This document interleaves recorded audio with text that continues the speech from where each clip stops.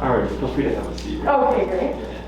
Come on And then we put on the website the consultation form. You probably know from Bo's parents, but we start recording training sessions and consultations. in. Okay.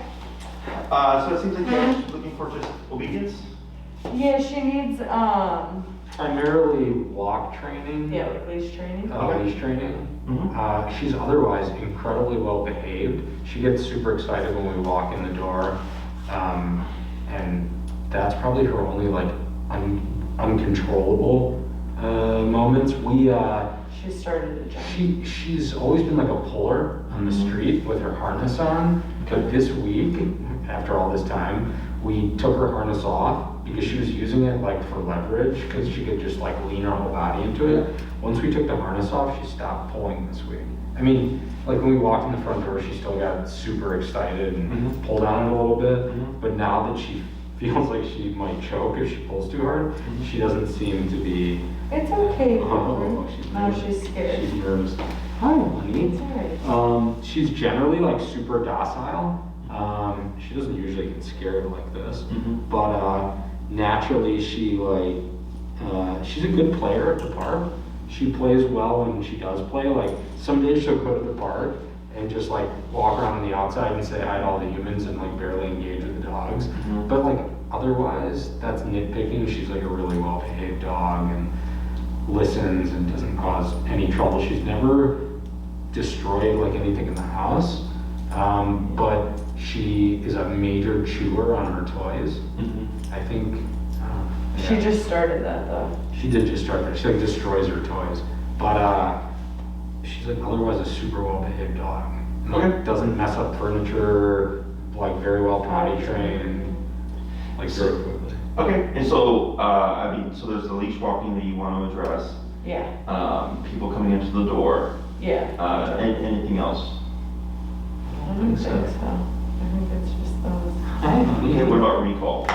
Recall, she Oh, listens to. She always listens to recall when she's not with other dogs. When we're at the park, she'll like just choose not to listen to us. She used to respond at the park and now she's in the like teenage phase, I think. And she won't really. She knows want what stay she's and supposed play. to do. She'll like listen and make eye contact with you, and then she'll just go off and like do what she was gonna do anyways. Whereas she never used to do that. She used to always listen. So She definitely needs work. okay. Anything else that you think that she would benefit from in terms of obedience? I don't think so. I think Okay. those are the three main things. Okay. And I'm sure you guys know I train with remote collar. Yes, Yeah. yeah. Because that's the only tool, in my opinion, that gets you both on and off leash control. So I'm like, well, once a dog is older than 6 months, we can train them on remote collar. Okay. And it's kind of, in my opinion, pointless to do anything else because if your dog is off leash, if you do prong collar or gentle leader or food, it goes out the window because now you no longer have contact with your dog. Right. So positive reinforcement has the lowest ceiling when it comes to control because if she's doing something that's more rewarding than what's in her hand, she's going to opt for that instead. And she spends most of her life inside the home. So when she goes outside, the squirrels, the dogs, whatever, that's obviously going to have a much greater value. Yeah. And she's just like, I can get that piece of chicken any other time, right? So with the gentle leader or the prong collar, great tools, but when you remove the leash, we no longer have a means of making the dog do anything because we don't have that physical connection. So remote collar allows us, on or off leash, playing with dogs, chasing a squirrel, whatever, allows us to have that functional obedience. So there's 6 commands: sit, stay, down, come, place, heel. Those 6 What's commands. the last one, sir? Heel. Heel. Okay. Those 6 commands are meant to be functional. They're meant to be applicable to your dog, to allow you to, live your life. Yes. Go to a restaurant with her, walk her to places, go into stores, and not have her pulling all over the place. Recall, she's chasing something or playing with her dog friends. Like, get over here. She comes to you. It shouldn't be you chasing her around or whatever. Right. And then also, in case something happens, you want to know that you have some means of making your dog return. Okay, so remote collar being the only tool that allows us that level of control, I'm like, well, why would I train with anything else? The other thing is it's also very user friendly. It's very kind of logic and common sense based. Once I explain the exercise to you, it's just a matter of practicing and applying and building it to the point where you want it. Okay, because everybody's life with their dog is going to be different. There are some people that want to do anything and everything with their dog, and there's other people that just like want to walk their dog, or some people that just want to be able to take the dog to the park and not worry about them running away or whatever. So when it comes to what we would cover here, obviously the heel, the recall, the jumping on guesting is fairly simple. Okay. When you talked about the harness earlier and how when you removed it to the flat collar, like she's been like pulling less. Yeah. So you're correct when you said you gave her more leverage because the dog's strength is in their chest, because they can push forward with their hind legs and pull forward with their front legs. They can really just dig in. So harnesses are made for pulling. So huskies, they wear harnesses to pull sleds. Horses wear harnesses to pull carriages. Right. Right. So the idea of putting a harness on a dog is more because people don't want to put pressure on the neck because of the trachea, which I understand. However, it just promotes the behavior. Yeah. You can also create reactivity or aggressive responses over the course of time.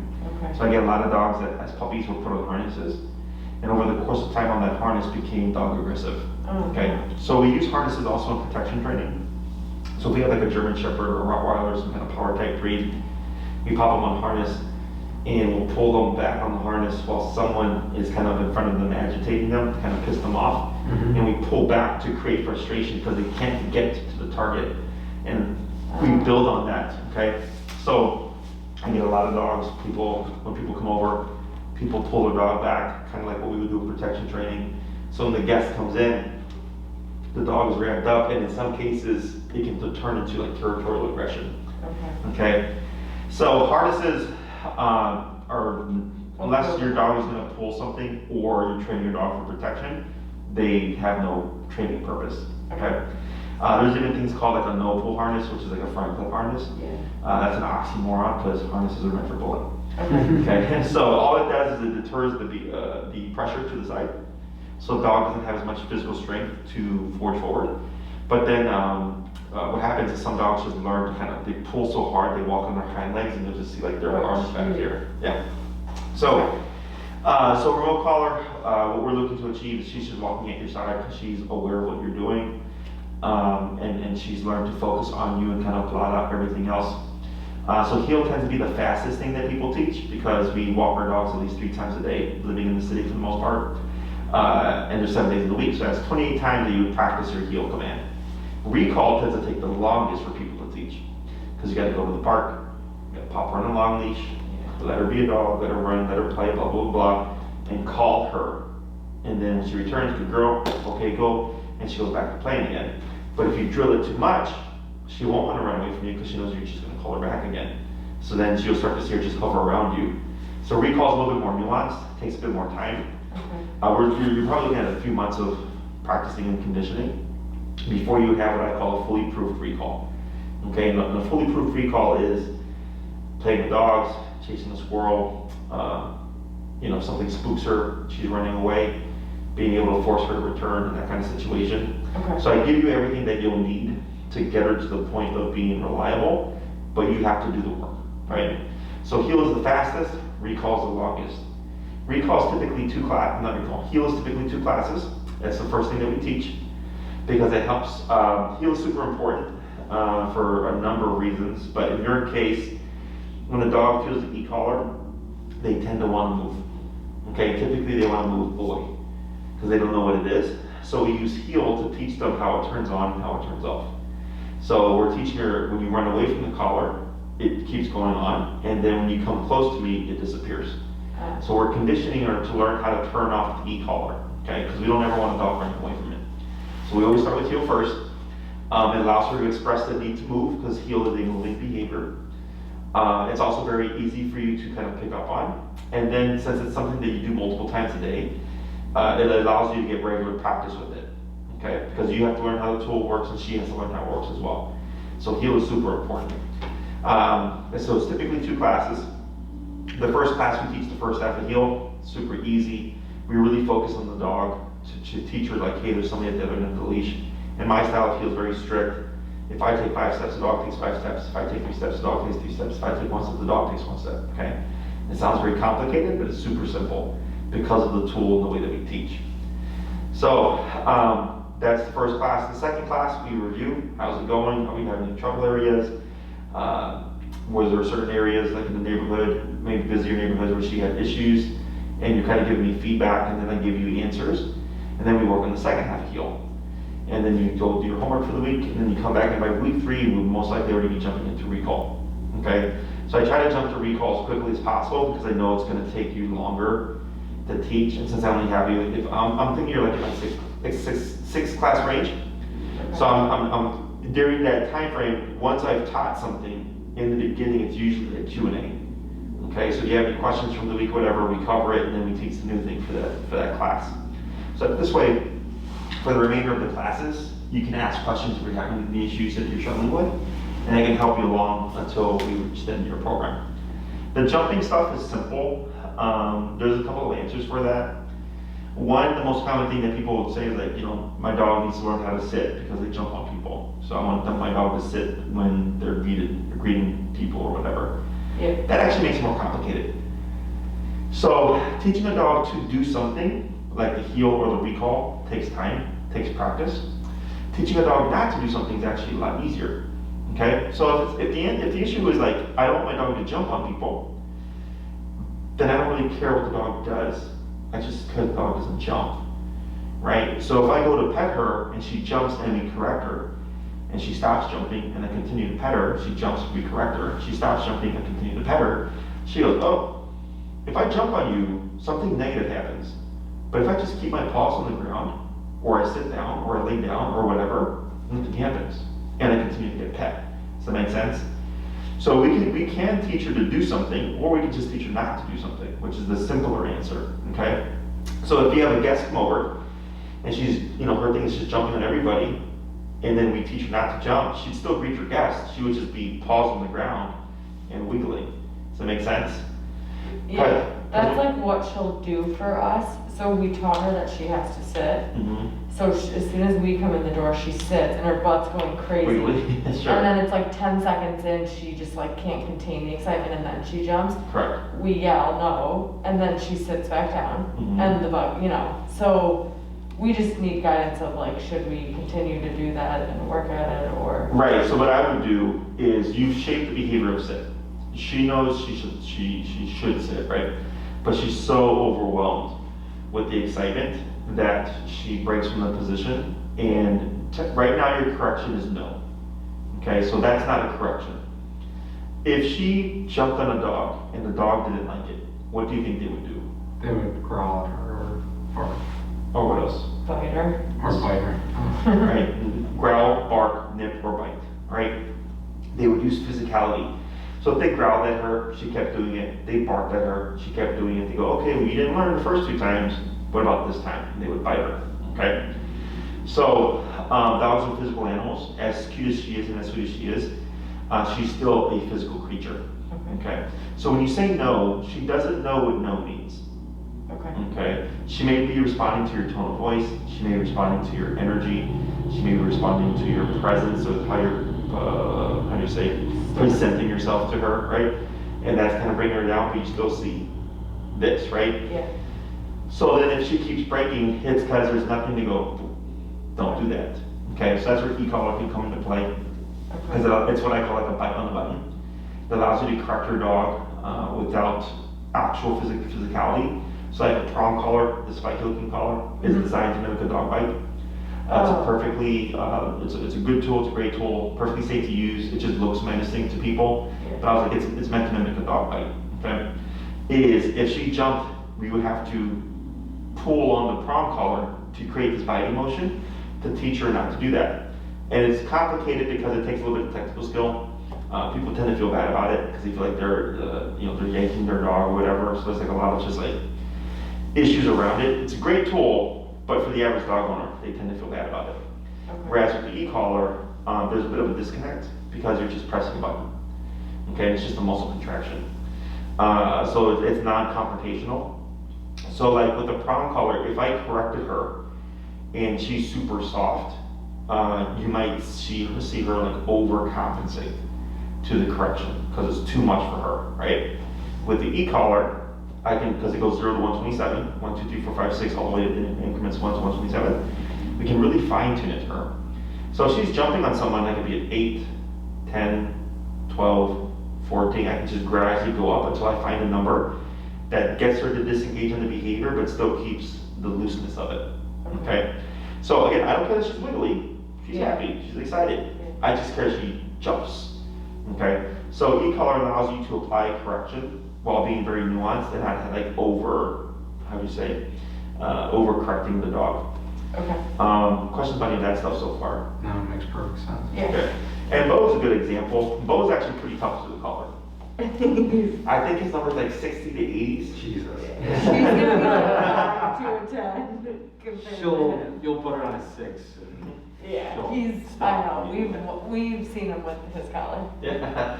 So, and then with Bo, because he had like his resource guarding stuff, right? Yeah. It's allowed us to work on that stuff in a completely non-confrontational fashion. Yeah, that's nice. You know, a lot of people think that when we deal with resource guarders, we piss them off, you know, get them to be aggressive, and then we use the collar. We don't need to do that. Yeah. We can be completely out of context and still get the response that we want without forcing confrontation, okay?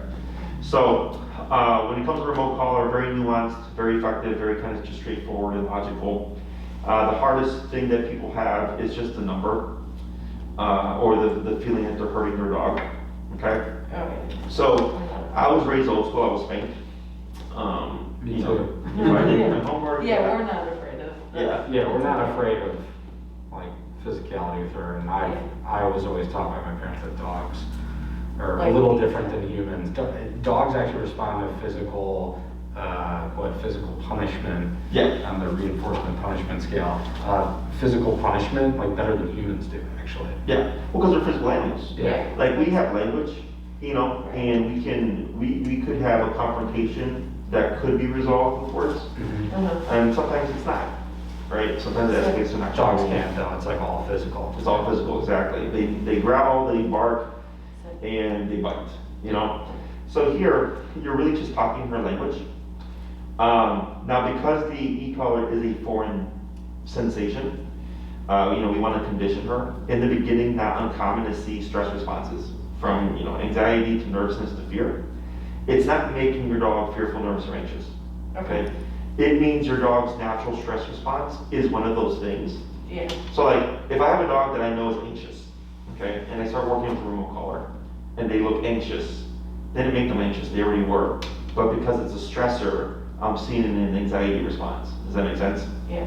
So the way we work with that stuff is people tend to lay off what we call pressure when they see their dog go under stress. Okay, so that creates unreliable obedience. Because there's you know, we have fight, flight, avoidance, submission. Those are our stress responses, and then there's fear, nervousness, anxiety, aggression, whatever. Is if I go, oh man, she looks anxious, and I stop working her, she now learns that she can stop the exercise by doing certain things, right? Yeah, a certain way, yeah. So then she has an option outside of compliance. And unfortunately, there is no other option but compliance when we deal with obedience.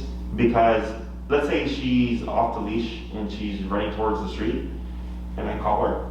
Do I really want her to have an option there? No. No, right? It has to be get over here immediately. Right. But it has to be like this with everything that we teach. Okay, so if we're only teaching a handful of things, or like 2 things, Maybe. both of them have to be on the same page. Okay. So like when I deal with my clients that teach their dogs everything, right? The sit, stay, down, come, place, heel. And I'll tell them, you know, you can't make recall super fast, but then everything else slow. Everything has to be the same speed.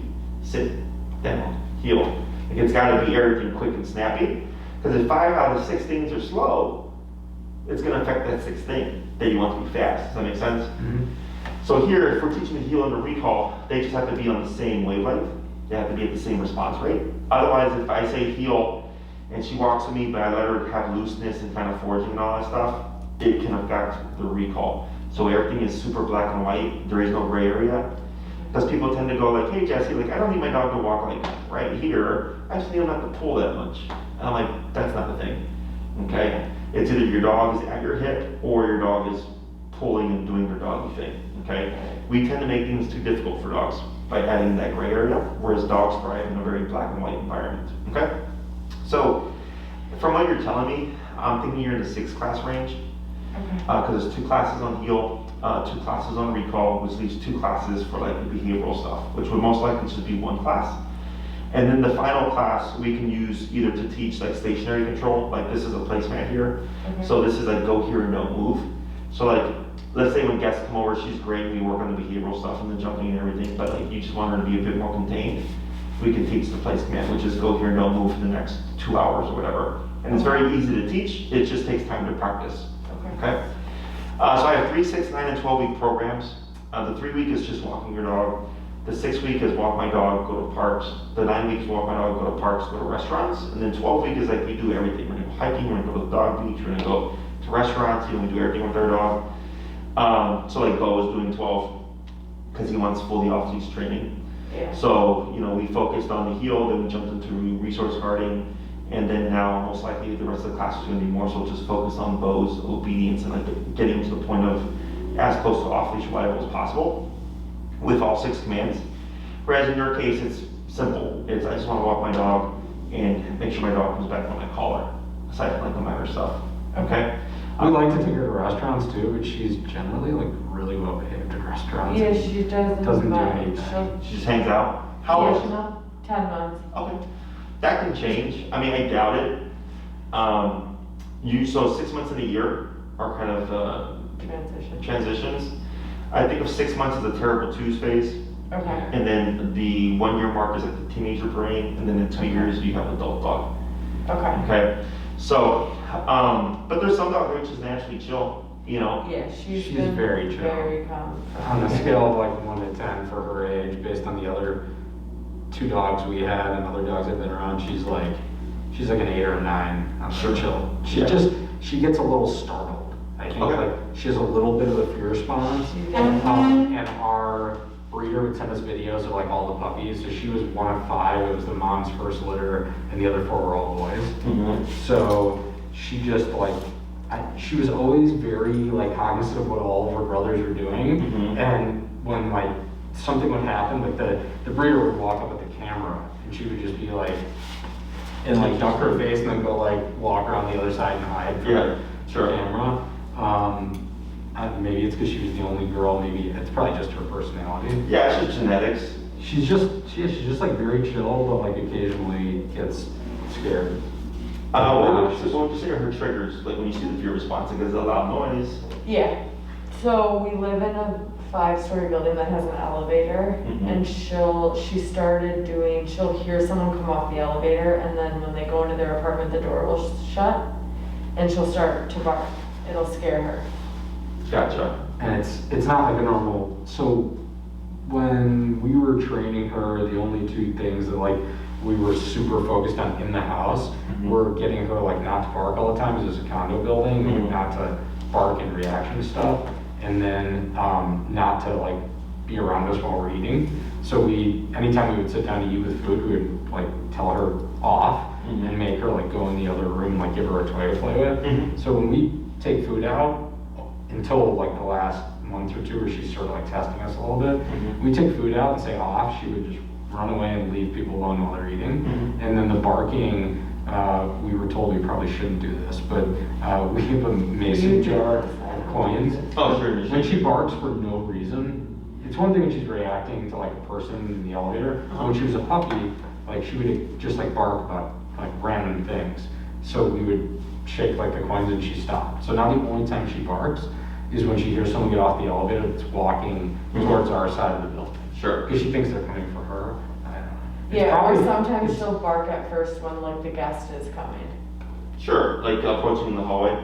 Until she sees, like, once they come in, then she doesn't like bark or attack. It doesn't seem like it's excitement though. It seems more like a fear response. Yeah, she seems scared, and then And she's like barking and backing up, or it's not even like a loud bark. I think because we wouldn't let her bark, she does like a low. like little wolf. Yeah, So- sure, it's like a low pitched. She does the same thing. This is probably the problem with shaking coins at her. Is she doesn't know when it's okay to bark, when it's not. Mhm. When she would go potty, so we have a balcony door off our bedroom, and we have like a grass pad set up out there that like gets changed out it's real grass, like sod. They bring it every couple weeks. She goes to the door and she goes like, and he just makes like a quiet like huff and not really a growl. No. Anyways, she used to bark to go out sometimes. When she has to poop, she'll bark to go out. Yeah, if we don't hear the huff because the TV or. Oh, sure, yeah, she'll get like a. She'll bark to say. Most of her barking, like. Yeah, which one are you? So the front door seems to be like fear, because her tail's usually down on the head. Yeah, right? yeah. Okay. So when it comes to barking, perfectly natural. Now you can correct what barking you don't want, that's for sure. Okay. Now the one thing is that, can she differentiate the sound? Yes, but she's probably hearing stuff that you're not hearing. Totally. Right? Now it's one thing if you're barking out the window because there's a very clear visual. So like I have clients who live on the first level floor or something like that, and the dog likes to, be out the window and bark at everything. And they're like, hey Jesse, is there any way to teach my dog not to bark at people passing by, but they can bark at people that walk into the yard? And I go, sure. I was like, you just have to be consistent that every time your dog barks at people, passerbys, that you're correcting that, but then when it's someone walking into the yard, you wouldn't correct that. So the dog learns to differentiate, okay, these people that walk like this, not a problem. These people that walk like this, problem, okay? But it takes consistency. Okay. When it comes to barking to sounds, because she doesn't know it's a neighbor, she doesn't know it's a guest, right? She's just going, okay, there's something, foreign that I don't recognize. And dogs are very perceptive. Like my girlfriend's dog, she always knows when I'm home, like 2 to 3 minutes before, because the dog knows my honk when I lock my door. She also knows my gait when I go up the stairs and the weight of my foot. Yep. My dogs, when I used to live in Texas 10 years ago, I had like old Lincoln, and it had a loud motor. My mom was like, I can tell you're home like 5 minutes before because the dogs will run to the back door where the garage is. She's like 5 minutes, and then sure enough, you come walking in because that's where my car would pull up and they could hear it. Yeah. So they're very, perceptive.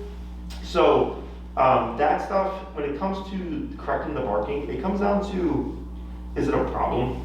That's the thing. That's why I don't shake the coins, because I'm like, I don't think this is a problem. If I'm home alone and he's not home, I want her to do that. Yeah, yes. If someone's coming, tell me. But before, when she was younger, she would bark like all the time, and like bark about anything. Sure. Yeah, So like bark so when that she's we playing, correct it. bark when something's happening to the TV. So it's just like the random stuff. Sure. We're just trying to teach her that like generally barking is not okay. But like obviously the e-collar, when you can target exact behavior so she knows exactly what it is that's being corrected, would probably help differentiate for her.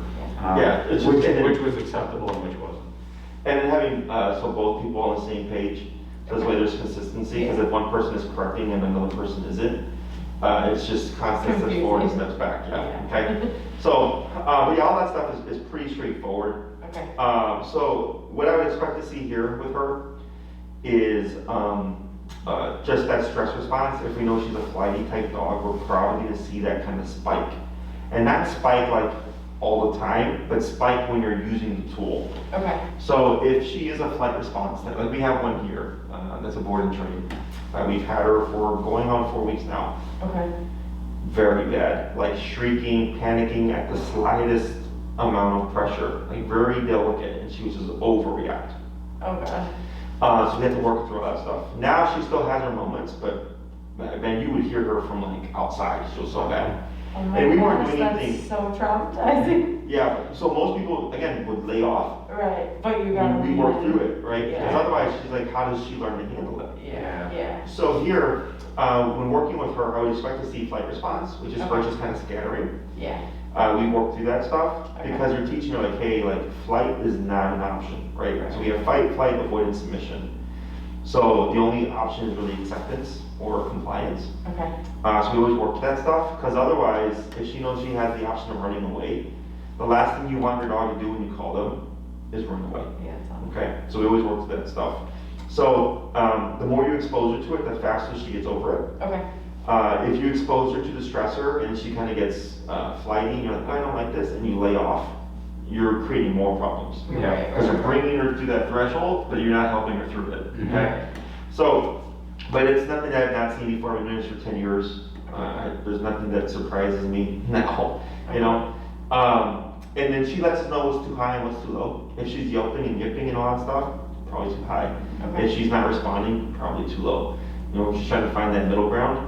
Her personality type, her temperament, her size, none of that stuff dictates the collar.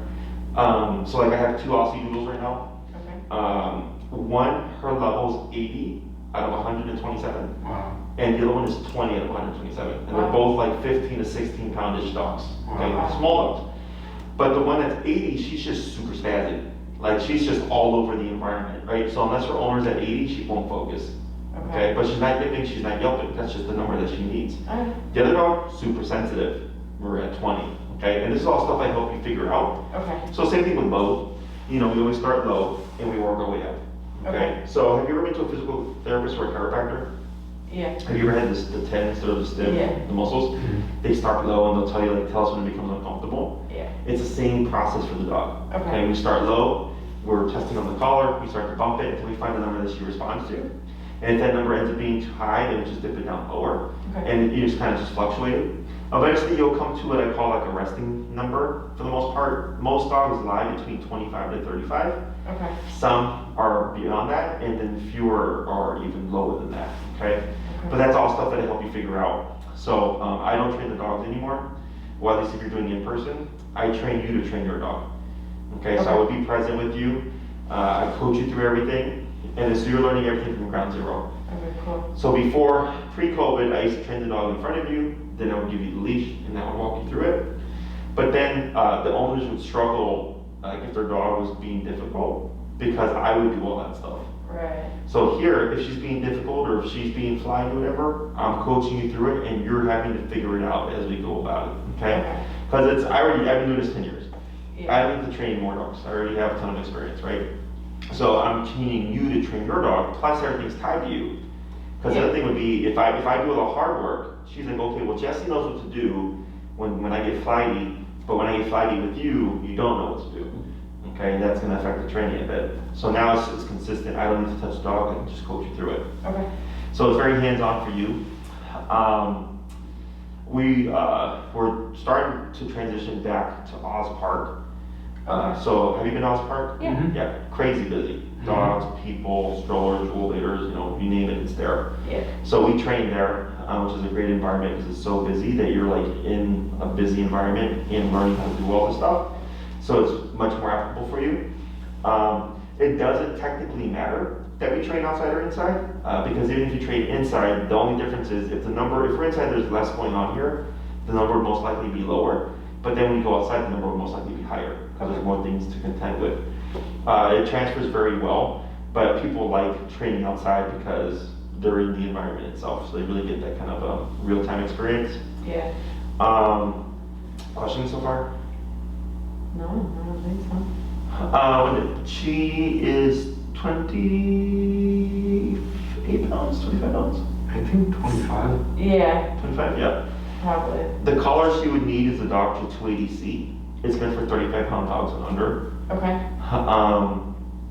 And I think she'll be fine with just that collar because there's different types depending on the dog and the size and like Bo's on the high-powered collar. Yeah, of course I it don't is. even know if they make one high. And his number is 80 out of 127, and that's a high-powered collar. I made that. So yeah, so for her, I think she'd be just fine with the 280C. It's meant for dogs her size, 35 pounds and under. Okay. It's a fully waterproof system, both your transmitter and your receiver, so she can go swimming in it and all that stuff, no problem. It's a rechargeable lithium battery, so like I've had my collars 8 to 9 years. The only issues that I've had is that the battery died. Okay, so I have to get a new battery, that's it. Okay. So it's kind of like your cell phone, because you have to charge it and stuff. Yeah. Battery usually lasts a few years. If the battery did die under a year, it does come with a warranty, so you can send the collar and they'll replace it for you and send it back. If it dies after a year, you can either purchase a battery replacement kit through Doctra or send it in and then they'll swap it out for you for a fee and then send it back. Okay. But I've been using the collar for 10 years. It's the most reliable and the most, it's the best collar on the market in my opinion, or the brand of collar. Okay. You'll find a lot of other ones that can be cheaper and stuff. You get what you pay for when it comes to e-collar. I only use the dog brand because I know it's consistent. So it would have an LED screen, so it lights up. So if it's night out, you can know what number you're on and stuff like that. So Oh, okay. yeah, so that's nice as well. And it's exact numbers, so 25, 26, 27, 28, Yeah. all the way to 127. Okay. Probably one of the most common questions that I get is, when does the e-collar go away? Never. In my book, it doesn't, right? Not that she would be wearing it forever. Like if she's a great dog inside the house, you don't need it. Yeah. But if she's going to be walking, if she's going to be off leash anywhere, maybe when your guests first come over, it's to help kind of calm her down, collars on. But then when it's been 15 minutes, if she's a great dog, you remove the collar. You don't need it anymore. Okay. While you're on the subject of putting collars on, Mhm. that's her other thing. When she gets excited to go for a walk, she hears that word, like she gets super excited. Mhm. But then when we go to put her collar on, she runs away. It's like, keep away. We thought it was the harness that Sure. she didn't like it. She's normally much longer hair. This is like a summer shave. Mhm. So we thought she didn't like the harness because it was tight, pulling her hair or something. The harness went away. If I take the leash out, she hides from me. Interesting. We chase her around the house. Mhm. But when she gets it on, she's super excited. She's ready fine. to go. It's so bizarre. Have you ever tried having her come to you instead? She She won't. won't. She won't listen no matter what you do. So- I've sat there for She runs 20 minutes sometimes. Treats, everything, nothing. She's not very treat She's motivated. not treat motivated either. Okay. She never was, going back to when we got her. So knowing that, we're probably gonna have some issues with the collar. Just because since it's like a disciplinary tool Yeah. in the beginning. So we'll see how that plays out. There's a way to correct it, but I wanna see how she responds first. And then like, probably by the second, maybe third class, I would ask, and if you're like, yeah, Jesse, she like runs, then we'll address it. But Okay. it's, Why do dogs do that? well, so knowing her temperament, my first guess was if you're moving towards her, when you move towards a dog, it's considered confrontational. Right. Okay, so if she's a softer, more timid type, moving in, that's why I asked them, like, have you tried using food or like stopping or sitting down or going down to the ground to see if she comes into you. But It's gotten to the point where we pick her up and carry her to the door, which is probably like the worst thing you can do. sure, yeah, because she's not learning to accept it. No. Yeah. But we're gonna be late otherwise. No, yeah, no, I get that. That's just how it is, but it can be corrected. I would just wait to see how she responds, Okay. and then we'll address it. Okay? And the collar they just wear while you need it. They Correct. don't like sleep in it No. and stuff. Okay. No. So like, you guys drive? Yeah. You go to the expressway? Yeah. Do you go to the speed limit? I go over. Okay. Most people don't go to the speed limit, right? I think we can agree on that. But do you see a squad car, what happens? Slow You down. slow down, right? Because now there's a consequence, you don't want a ticket, whatever, you don't want to get pulled over. Right. So you get the collars, a cop in the collar. When she has it on, she's gonna be more obedient. She's gonna be more well behaved and stuff. It's called opportunistic behavior. All animals do it, it's part of survival instinct. So like growing up with my mom was like, hey Jesse, you can't watch TV, you're grounded. But then I was the oldest of 4 kids, and she had to leave to go watch, like get groceries or something. And she's like, don't watch the TV. Watch the TV. Turn on the TV. Yes, right, so make sure to put it back in the same channel. Yeah. So, it's opportunistic behavior. Okay, so if we know we can get away with something, we may try to do so. Yeah. So same thing for the dog. So if she doesn't have the collar on, she's gonna go, oh, the collar on, so I don't have to heel, or I don't have to come back when you call me, blah, blah, blah. When the collar is on, she's gonna go, oh, okay, there's sort of a consequence now. So if I'm not compliant, you can make me do something, okay? So it has nothing to do with my skills as a trainer, it has nothing to do with my methods. It's simply, if you remove the motivator, whether it's positive reinforcement or positive punishment, performance is always gonna dip. Okay, so we're using positive reinforcement, and then you forget your treats. A lot of people complain, my dog will listen for a treat, but not without it, right? Same thing with positive punishment. If the negative or the punisher is removed, the dog will say, I really have to do this, and can I get away with it? And avoid the punishment. If they can, they become a gambler, okay? So it's nothing good or bad, it is what it is. But if it's like a quick potty break and you're just gonna run out to pee and poop and then back inside again, you don't need to call her. But if it's gonna be like a long walk, or she's gonna be off leash at the park, or playing at the dog park, whatever, you wanna have your collar on, because the other thing is you can't account for life. The most common thing that happens to people is fireworks, random fireworks. So I've had a couple of people say like, hey Jesse, somebody blew a firework and my dog took off on me, but I was able to make him return because I had the e-collar. And I said, yeah. I'm like, it's even there in case of an emergency, that if Right. you lose control, it's the only tool that can allow you to regain control. Okay, these are things that I talk about during the training. We do it as part of proofing, where at some point in the training, down the line, when you feel like you've done everything that you can do with her, that with what you've been taught, you feel like she's really solid.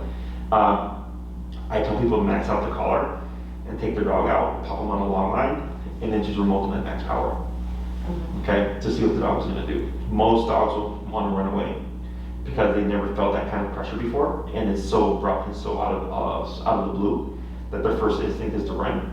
And it sucks because their dog's gonna be nipping and yelping, but this is what we call proofing, and then keep the pressure on. Because if she feels 127 and her instinct is to run, okay? If you've not worked her through it before, and then you're outside, she's off leash at the park, and someone blows up a firework, you're most likely to be at 127, right? So now you're in a situation where she's spooked, she's running away, you've never exposed her to max power, and then you're trying to make it all work within the moment. Does that make sense? Yeah. As opposed to controlled context. So, and I had it actually happen to a client of mine before the third class, because we call it usually the third class. Their dog took off on him and was running to the street. And she was like, hey Jesse, she's like, I don't know if I did the right thing, but you know, my dog was running towards the street. She's like, I maxed it out, I hit continuous. He yelled his ass off, but he came right back to me. Was that okay? I was like, yeah. I was like, even though we hadn't done recall yet, it was either your dog hits the street, or you gamble your dog returning to you or hitting the street anyways. Right. Okay, so in her case, the dog actually went in and came back to her. But it was just, in the moment, she just had to think, but she was super comfortable with the e-collar, because I've trained a lot of that neighborhood's dogs. Okay. So she knew, like, she's like, okay, I'm not gonna kill my dog. But my Yeah. dog running in the street might kill him. Right. She was able to max out and get him to comply in the moment. But typically, I would tell people, like, once you're ready, you know, 6 months from now, whatever, once your dog's conditioned, you do that, because it not only sucks for the dog, but it sucks for the owner too, because they know what they're going into. But then, once you've exposed her to that, then should something ever happen and you have to max out the collar, it's already been done before. So it's familiar. She's like, she's not liking this talk. She's scared. Does that make sense? Yeah. Yeah. Other questions? I don't think so. Do you have any questions? What else are we- When it comes to start time and stuff, Maria knows all that information. She would help you with booking your time and everything. Okay. So I know for me, I'm booked, I think we're booking into July now, not July, June. Okay. So you have a couple of options. My suggestion to people is always do the training yourself. You learn a ton, okay? Yeah. If it's, you'd rather have your dog trained sooner rather than later, we do have like daycare and training programs and stuff like that. We can start sooner rather than later.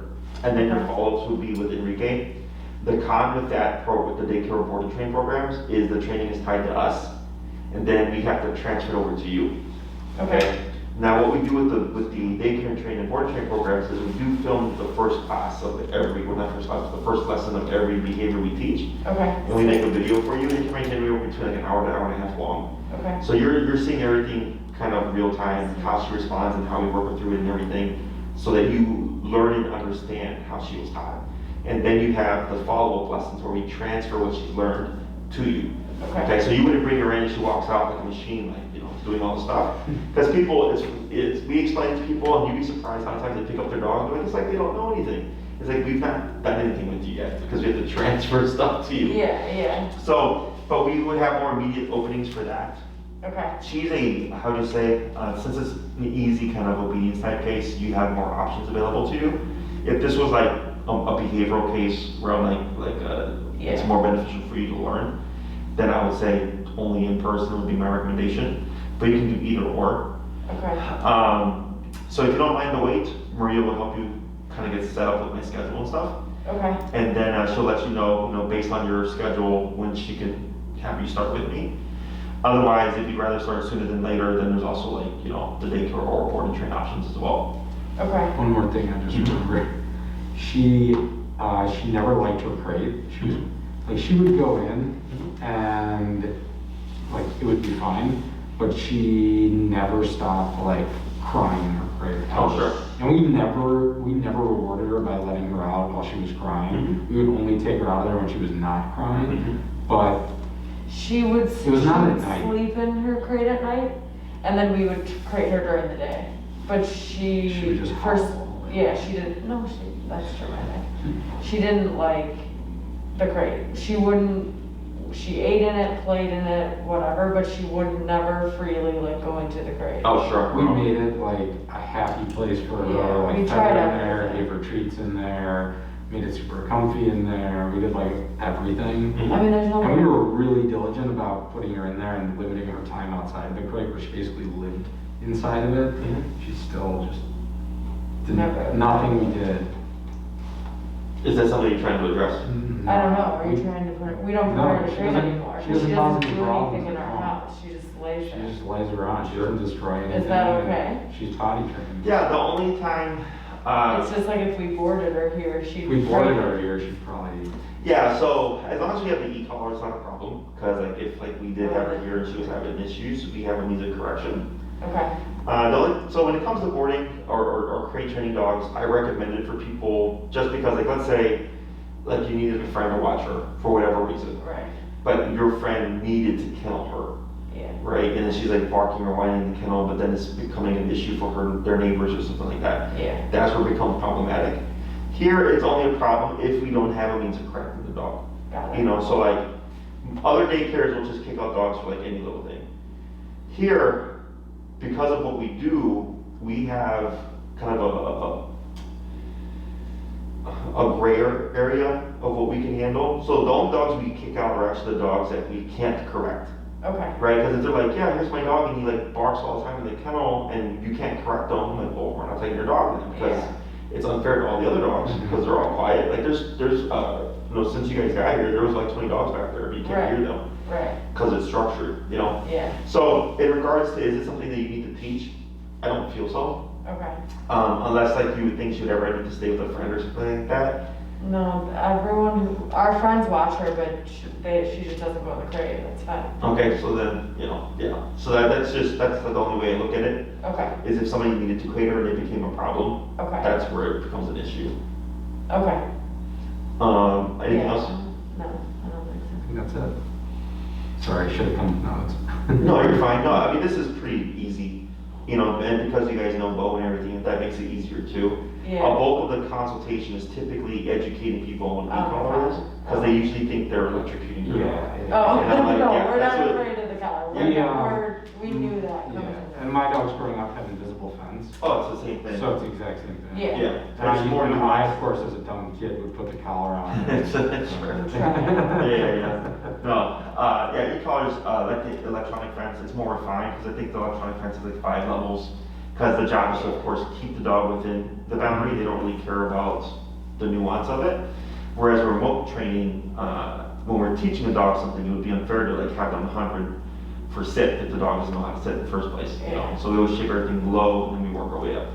I think she'll be responsive to it, but you made it a good point about being scared at first. Yeah, Probably we see it will. all the time.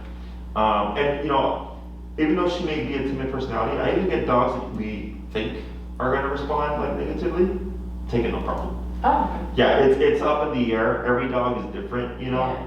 I get dogs that look perfectly stable and they're anxious wrecks when we start remote training, you know? hilarious.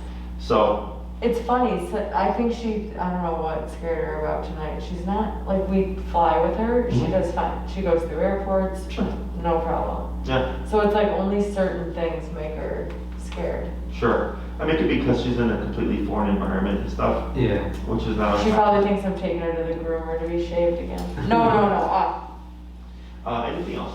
Sit down. Sit. Okay. So, Maria will get in contact with you. Okay, I'm sure. suggesting if you do in person, 6-class program. Okay. If you Can decide, you add more? Like, let's Oh, say sure. we get to the 6 and we're like, all right, we want 12. Can we just keep going or no? so the way it would work is, since I'm so booked up, Right. is if you do 6, you get what we call priority. So it's Okay. 6 plus 1, so for 7 weeks, let's say Friday at 5 was your time. Okay.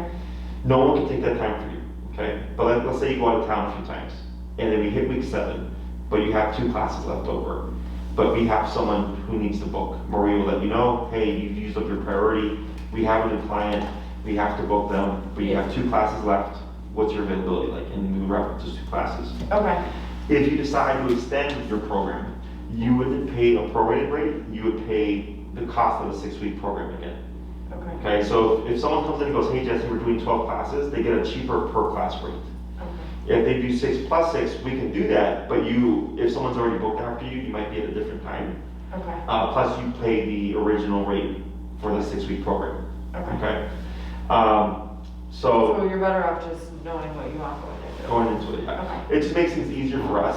Okay, 'cause- yeah, makes yeah, sense. There's a it's- lot of moving parts. Yeah, Okay, and it's just, 2020 was a shitty year, yeah.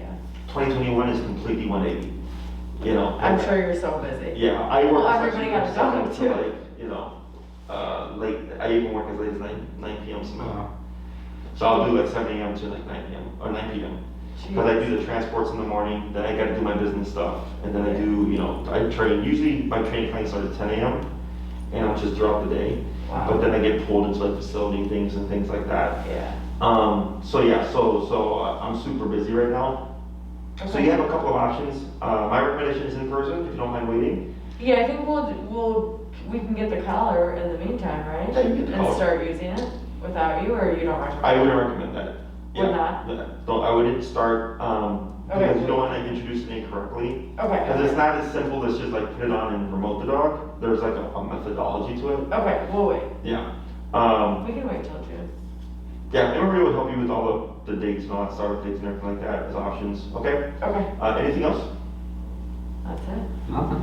Okay. Well, I think you got a good dog. Thank you. She seems sweet. She seems pretty chill. She's incredibly sweet. She just, yeah, she's What's like. the name of Jessie?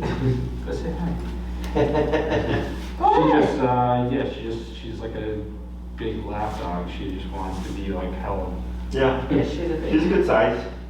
Yeah, she's fully grown, Yeah. so. Yeah. No, at 6 months they usually hit their height, and then they're kind of skinny, and then they Yeah. fill out. Yeah. Yep. And then a year they hit their kind of adult body. But yeah, but if anything pops up, you can let us know. Okay, Then Maria will get in contact with you and she'll get the ball rolling okay. with everything. And then since we'll be like linked in with training with you, can we do boarding here? Like we have access to boarding, daycare, all that? Okay, cool. Yeah. If we ever needed it. Yeah, if you want to send her to daycare, we do an evaluation process. Okay. It's 3 days. So even though we know she's social and friendly and Yeah, stuff, for the rooms. is that Yeah, it's so she can act like right.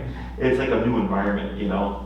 So like a lot of dogs, even though they're social, will be stressed because Yeah. like, you know, you're dropping her off with Jessie, but she's like, where the hell am I? Where's Right. mom and dad? So Right. they tend to be stressed. So the evaluation process, like especially for boarding, helps acclimate them. Okay, So that this way it's not just like drop your dog off and go, yeah, you know? I recommend it even if we have trained the dog, just so because it makes it easier on them. yeah, It's only $60 for the 3 days. okay, And they don't have to be consecutive, like you can bring her once a week or whatever, that's fine. okay, It's more so just to acclimate her, and then we slowly introduce her to the dogs and everything here. right. She'd be welcome to do daycare if you'd like. Otherwise, all I recommend is the eval prior to the boarding. So that this way, if you have to board her, she's at least She familiar. knows. Yeah, that's smart. Okay. Okay. Anything else? Sounds good. No, that's it. Awesome. It was a pleasure meeting you guys. Nice to too. meet you too. Sorry. Are you related or? Yeah, so Bo's dad